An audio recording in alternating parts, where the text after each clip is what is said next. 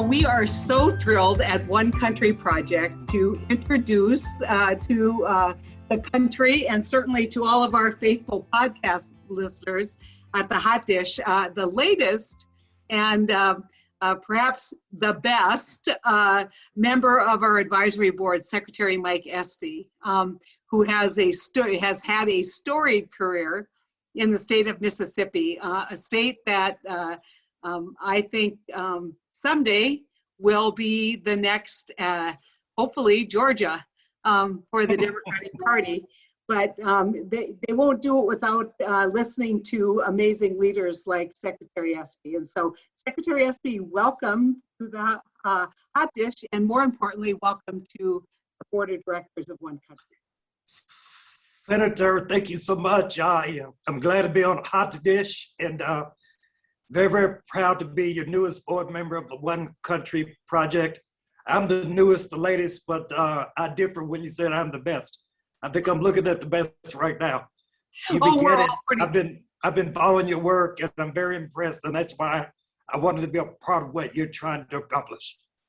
Well, I want to talk about kind of your career in Mississippi as you've looked at changes over the last, you've been at it almost as long as I have, 40 years, right? Mm-hmm. You've been involved in politics. And if you can just give us maybe a rundown on your bio, jobs that you've held and positions you've held, but more importantly, we really want to get your perspective on how the state of Mississippi has changed and what you've seen over your period of time in the ups and downs. Thank you. I'll give a very brief summary. I'm one of those post-Brown v. Board of Education babies, in the sense that I graduated from high school, about 15 years after Brown v. Board, but in Mississippi, it was never enforced. So I was one of those students from in my junior year of high school that integrated an all-white public high school. It was, there were 17 African-American students among a student body of 800. It was very rough, very rough. If I thought the N-word was my middle name, every day I heard even from teachers. And so I was just so traumatized, if you will, by that whole experience. I decided that once I graduated from high school, I would leave Mississippi and I would never return. So I left after graduation in 1971. I went to Howard University in Washington, had a lovely time there. And then I decided to become a lawyer. And again, not returning to Mississippi. I went to law school in California at the University of Santa Clara on full scholarship. And I intended to just become a California lawyer. But my father died.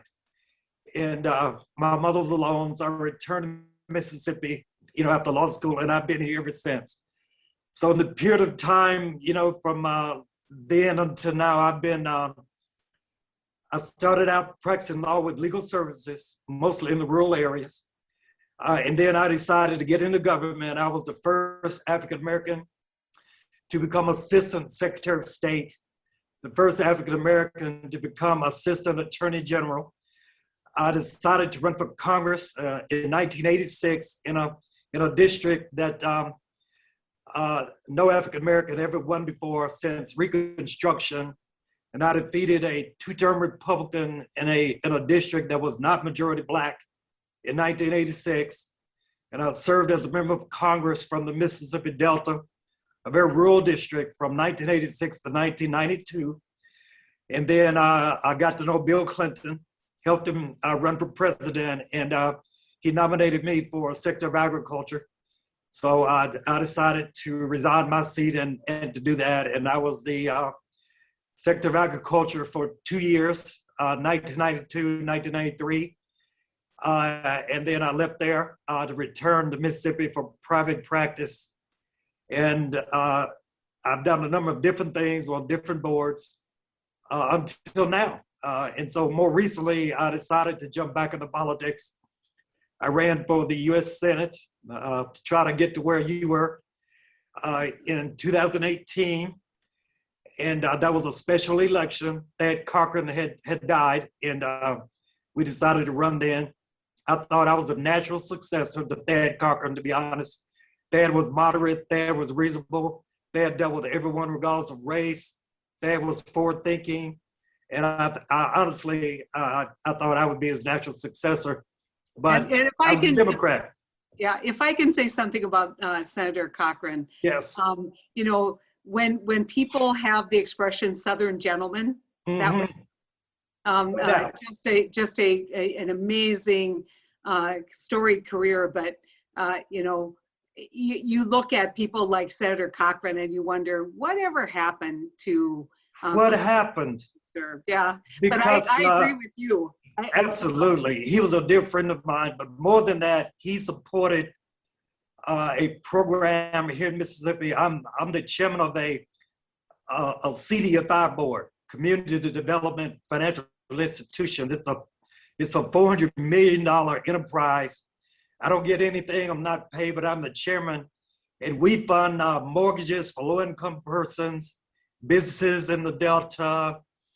We build medical centers for medically underserved areas, schools, and a lot of our money comes from the Treasury Department. And so every year we would go to Thad Cochran for his singular appropriations. Yeah. And so he was always a supporter of efforts to build wealth, build education, promote information in the low income areas in Mississippi, Alabama, Louisiana, Tennessee, and Arkansas. That's the enterprise that I head. And I just got to know him. And when he died, I just figured, okay, here's an opportunity to try to further his work as another, if you will, Southern gentleman. So I ran for the U.S. Senate in the special election. We did well. We got 44.7% of a statewide vote in Mississippi, even though we could only run 8 months. And we did so well, I thought I'd try it again in the regular term, which was 2020. We fell a little shorter at 44% this time. But, you know, I have no misgivings. We had a robust effort. We raised enough money, but the turnout in Mississippi, like the turnout across the nation, was whopping. We had the highest turnout in Mississippi's history on November 3rd, 2020. But yours truly received more votes than any Democrat who had ever run for any office in Mississippi's history. We won 4 counties with Donald Trump. So it was Donald Trump, Mike Espy, in 4 of the 82 counties. A lot of crossover vote for our effort.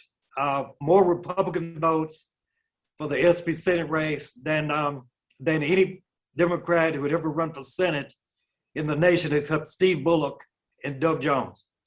And I'm African American and I was not an incumbent. So we feel good about the crossover message, which segues into what we're trying to do with the One Country Project, to show that we're all one. You know, the rural areas and the areas that I'm very familiar with are more unhealthy, more uneducated, less able to go for their COVID shot for many reasons. And so I want to be part of the message, part of the embracing message to unite the country into one. And that's why I wanted to join your board. Well, one of the things that I think we hope to do in One Country is to dispel some of the myths about rural America. You know, rural America is all white. Rural America is all, you know, racist. Rural America is a place where people don't share kind of national values. You know, so I think that when you look at our board of directors and you look at the work that we've done and you do the work that we've done and the work that you did running in Mississippi, you listen. That's the biggest part of a campaign, is listening to what people have to say. Yes. And certainly you're no stranger to rural Mississippi. So what's rural Mississippi saying, and what did they say in your 2018 campaign, and how can the Democratic Party be more responsive to those concerns? Well, I agree with you. I can attest to the fact that rural America is not all white. If you just look at Mississippi, Mississippi has the largest Black voter percentage in the United States. Right now, we're right at 39%. We estimate that within 5 years, it's going to be 42, 43%. And that's a good harbinger of the future to be able to elect someone that can build a base within the Black community and then have a message that causes enough white voters to cross over and vote for that person. So, I mean, Mississippi is right in there, but it's rural. And, you know, the rural demographic is usually lower educated, you know, very difficult when it comes to transportation. It's just uneconomic, you know, and that has a lot of difficulties in motivating people to come out to vote. And again, if you look at who will make themselves able for a COVID shot, in America, if Joe Biden wants 70%, if he's targeting 70% of Americans to have received at least one shot by July 4th, well, if you look at urban America and suburban America, he can get there. But if you look at rural America, he's woefully behind. And that's just a product of low information, where people believe all these rumors and these you know, ideas that taking a shot is somehow going to make them sicker, that they're immune from the virus. And these are all the ideas that we see in rural America, which we can overcome with science, but with a message that we can put out with one, you know, with our organization that just says we're all one and we need to follow the scientists. So as someone who was Secretary of Agriculture and the mayor of rural America, I wanted to make sure that rural America has the same opportunities as suburban and urban America. When I was Secretary of Agriculture, many places in rural America had no running water, no potable running water. And so we started a program called Water 2000. And so even though I wasn't there when we got to the end goal, just about every place in America now without running water now has it. So we need to build the infrastructure. We need to make sure that we have broadband connections to every area at the last mile and do everything in rural America that urbanites enjoy. And that's why I want to be a part of this. Well, I'm very excited because I think you bring that amazing experience of having served as Secretary of Agriculture, having run in a state that people think is impossible. You know, that will never happen. And one of the things that one of our guiding principles at One Country is that that any state, it's possible for Democrats to get elected if they understand the state and if they are promoting the right policies. But yes, we also have to have the right message. And so one of the issues, Mike, that we hear way often is, look, rural America will never vote for Democrats because Democrats don't share their cultural values or their, you know, kind of their human values, religious values. What do you say to people who say, well, you know, that's a lost cause, you'll never get rural America to vote for a Democrat again? Well, I mean, again, I'm an example. We ran twice, and to get to 46.4% of the vote in Mississippi, you know, even this is my 2018 campaign, we only had about 8 months to run from the time that Cochran resigned. So, you know, and our main message, you know, back then it was a special election. So even though most people know that I'm a Democrat, there was no party line or no party, you know, on the ballot. So I was just running as Mike Espy. And I actually think that helped me because in 2020, I was Mike Espy, the Democrat. And a lot of people saw that D and they didn't buy into that brand. And I think that turned some anyway. So I believe I was able to get my message out a little bit better in 18 than in 20 because I didn't have that moniker. And our main message was all around healthcare, honestly. and there was no COVID-19 in 2018, but most people realized that they had that they were unhealthy, and they were very low income, and that our rural hospitals were closing. In 2018 in Mississippi, we had 5 rural hospitals close within the last 7 years because of uncompensated care. You know, when the low income go to the hospitals would be obligated to take care of them, but there was no money forthcoming to pay that bill. And so my thing was Medicaid expansion, and we've seen polls here in Mississippi that Medicaid expansion is enjoyed by 70 or 72% of the population. So if our local politicians, most of whom are Republican, would just disassociate themselves from the Obamacare aspect of it, I think we could get this passed. So what I'm saying is that we need to find the issues that will resonate with those in rural America. More resources for education, more resources for health, like Medicaid expansion, to keep these rural hospitals open.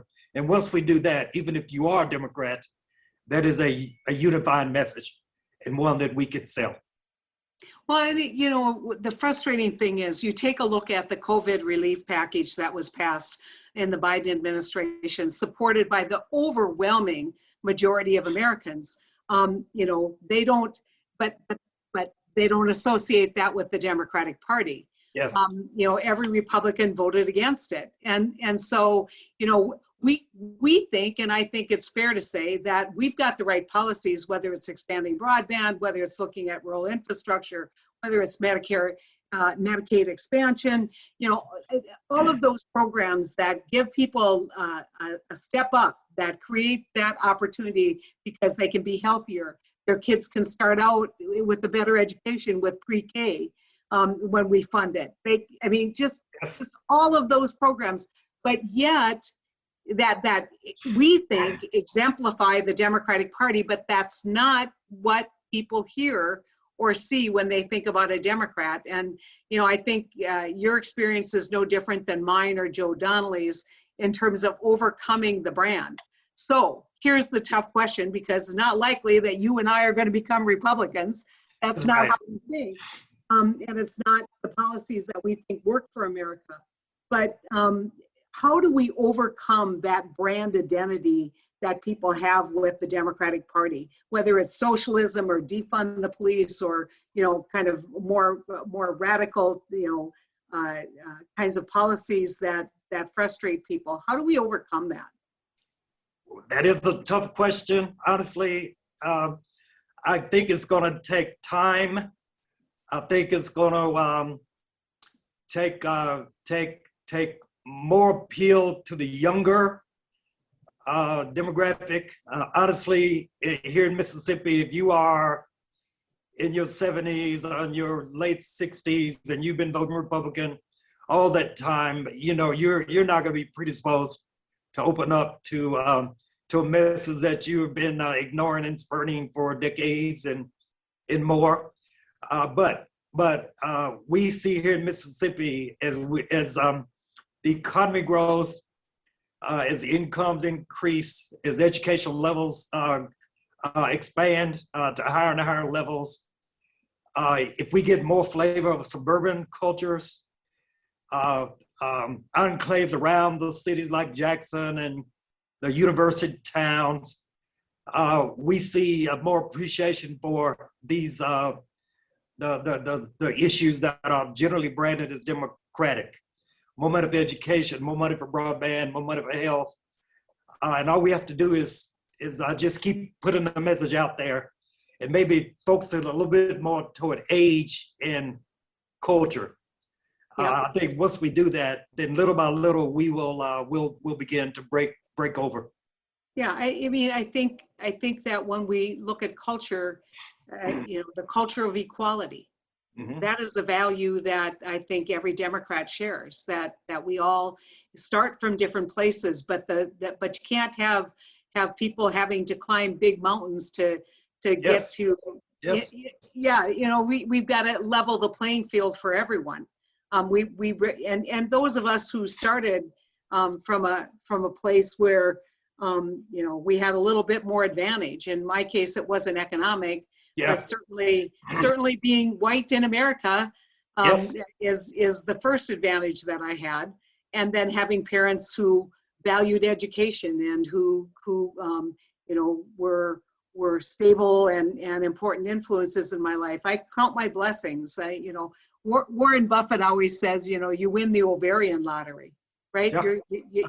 You don't Right. know which family you're going to get, and that That's right. makes a big difference. And That's right. and so my final question to you is, if you could give a message to Jamie Harrison, who I think is trying really hard to be inclusive and to look at 50 states. If you could send a message to Nancy Pelosi or to President Biden or to Chuck Schumer about Mississippi and about rural Mississippi, what would that message be? It would be not to ignore Mississippi. It would be to make sure that you can allocate resources for political infrastructure and to do it early. Don't wait until October or November, when the election is right upon us. You have to do it 2 years ahead of time to build up the voting base, to build up your data centers, to make sure you can already touch those who are going to be knocking on doors, and to do it early. It's they always wait until you can prove that you're viable, but it's very difficult to prove yourself viable if they wait so long to help you elevate your viability. Yeah. It is a perverse formula that you're waiting on to come. So if they would just, Jamie Harrison and the rest, if they would just, and I think Jamie, ran in South Carolina, he certainly knows this, just early money, early support, building early the infrastructure we need to get the Black vote out. I mean, Mississippi is the last state of the nation. In fact, I found out yesterday that the precinct data has now been loaded into the van. And here it is, June 9th, and elsewhere in the nation, every other state already has the van loaded. And I want to know, Senator, who voted for Mike Espy, in a certain precinct, if this was an African-American precinct. I want to know that. So now that we found out yesterday, I'm able to use whatever resources we have left to generate a report to guide someone else who may be running for the Senate in years to come. And I'm committed to doing that. So we're just last, we're least, we have less. And if I could give a message to those in Washington who might have resources on a national basis, do not ignore rural America, do not ignore Mississippi. Chuck Schumer gave an interview and he said Mississippi could be the next Georgia, like he said. We're not as urban, we're not as modernized, if you will. We don't have tourism like Georgia. We don't have the education levels like Georgia, but we have the largest African-American voting base in the nation. So we could just energize them to come. And the problem is that they're rural and they're from areas that are very difficult sometimes to even get to the polls. They don't have a grocery store. They're not motivated. So we can get them and get a neighbor to knock on the door a year ahead of time and let them know someone's running a year later. We can do much better. So I can't let you go without telling a Mississippi story. And it's a story that I've told for probably almost now 23 years. It's Mike Moore, former Attorney General from Mississippi, dear friend of mine, was the head of the National Association of Attorneys General. We were attorneys general together.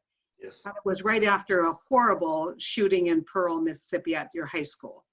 And he he asked me to chair a committee on school violence. And this was actually, he asked for that committee after Pearl, and it was before Columbine. Columbine happened after Pearl. It was the Luke Wyndham was the shooter. Yep. Yep. And I went to, he had arranged to have young people there. And there were the young people from the prep school, of course, all white. And then there was the kids from Old Miss, all black. And then there were little kids there from junior high and from elementary school. And Mike asked a simple question. He said, why you all hurting each other? And all the prep school kids raised their hands, socioeconomic, they had every theory under the roof. And, all kind of boilerplate. And then this very large football player from Old Miss, probably played in the pros, raised his hand, and I thought, this is going to be interesting. And he looked down at all those little kids, said, I never met any of you, but I know I love you. And he looked at the prep school kids, said, I don't know any of you, but I know I love you. And I don't know why people hurt each other.